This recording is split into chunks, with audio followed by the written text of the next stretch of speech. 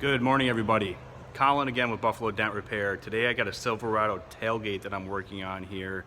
I actually see a lot of these dents on the tailgates. The middle body line tends to get hit pretty often.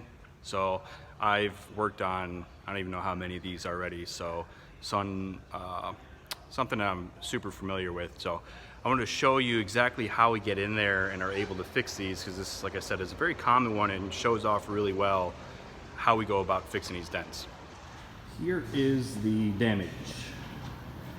Couple dents. One is through that body line, the other one is just below it. So what we can do with this is actually drop this tailgate down,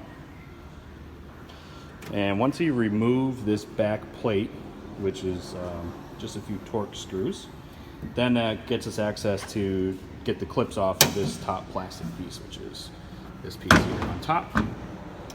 And what that does is that gives us a ton of access with these holes here, and also all these holes on top. So with all that gives us plenty of access to either drop a tool in through these holes or come from behind and go at it that way. So a few different possibilities for us to get at these, but luckily they're so close to the dent that the possibilities of tools that we have is fantastic. So these are really great candidates to be fixed and come out really good. So I'm going to get after it now.